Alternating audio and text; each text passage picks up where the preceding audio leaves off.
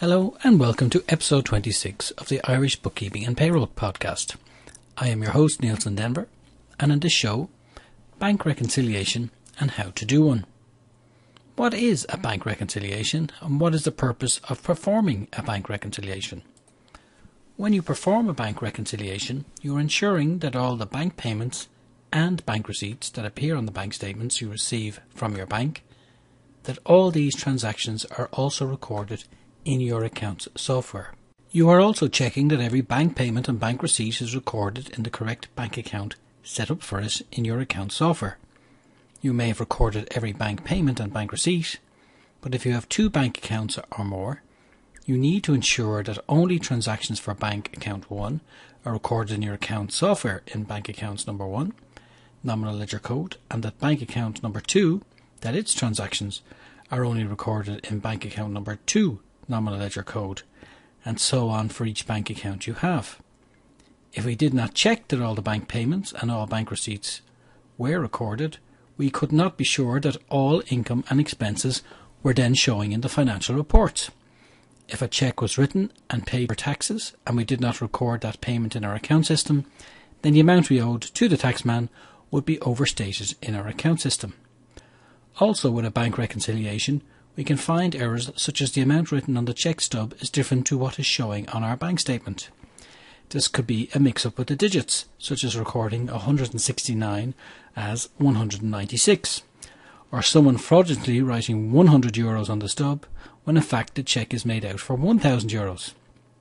Or if we did not record a payment made to a supplier on our account software, we could end up overpaying the supplier in the future. The bank reconciliation also helps us find cheques written but not yet cleared through our bank. This is important for cash flow. If we write a cheque to a supplier for €1,000 and our supplier claims to have lost it, we can check and see, has the cheque been marked off as reconciled?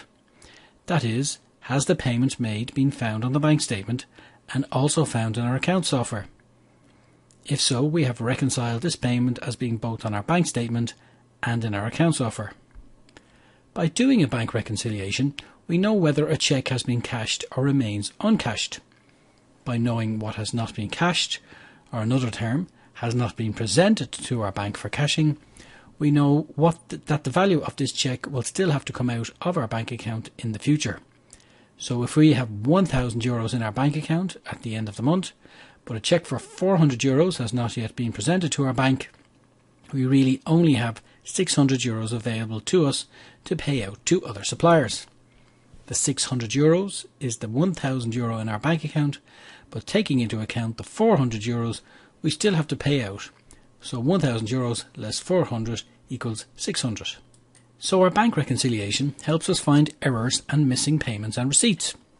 So how do we do a bank reconciliation statement? Let's start with a manual paper system. We have our bank payments daybook and our bank receipts daybook.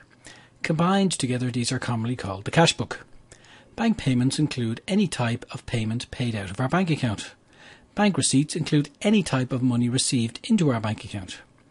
Our bank statement received from our bank usually has 5 columns. The date the bank processed the transaction is column 1. The details of the transaction, e.g. the cheque number, is column 2. The third column is to display the value of the payment. The fourth column is to display the value of the receipt. And the fifth column is a running total showing the balance in your bank account at the end of each day.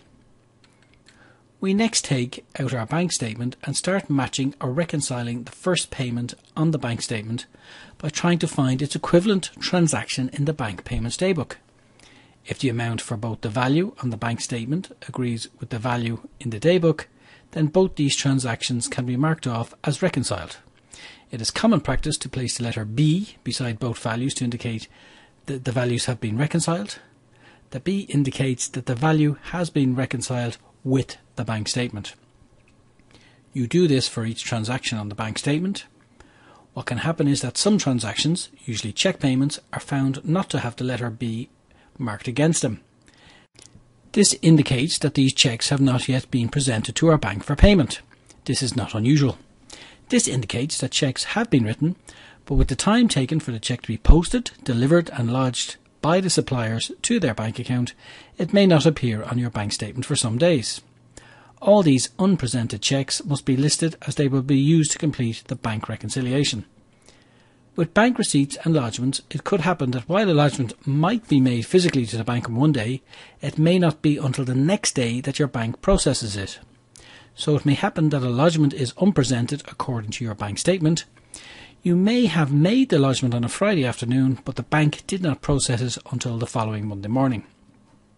Also now, with credit card machines in greater use, it is more normal now to see the value of credit card payments from customers showing up on your bank statement a day later than the day of the payment, as the process of processing credit card transactions takes place late at night, and so the payments don't get to your account until the next day. Also, some credit card companies, such as American Express, can take longer to lodge the proceeds of credit card sales into your bank account. And so some credit card transactions will be shown as outstanding or unpresented and not marked with a B after you've gone through your bank statement. So you list these receipts that have not appeared on your bank statement. You now should have 4 values. 1, the balance on your bank statement that your bank says you should have. A list of cheque payments that have not yet been presented to your bank, and a list of receipts that have not yet shown up on your bank statement. The 4th value is the amount in your bank account in your nominal ledger. Your bank account has recorded every payment and receipt, and so the amount in this account is the true value of the amount of money available to your business. In order to reconcile the balance in your bank account to the balance in your bank nominal ledger, you need to perform the following tasks. 1. Prepare a summary bank nominal ledger account. This is done by taking the closing bank nominal ledger balance and adding to the total of your receipts daybook for this month, and then subtracting the total of the bank payments daybook for this month to give you the balance as per your bank nominal ledger account. Then 2, we prepare a bank reconciliation statement. This is done by taking the balance as per your bank statement and then adding to this the value of the list of receipts that have not yet shown up in your bank statement and subtracting the list of cheque payments that have not yet been presented to your bank. The value now calculated should be the same as the value you calculated in your summary bank nominal ledger account. If these 2 values do not agree, then there is a mistake somewhere that you must find. Until you find that difference, the bank account is not reconciled. The bank reconciliation is a time-consuming procedure and does require concentration and complete accuracy. You must ensure that you do not misread a value on a bank statement or in a daybook, as once you tick off an amount as reconciled, it will be very hard to find an error once a value has been ticked off when it should not have been. To find this type of error, you may have to start at the beginning again.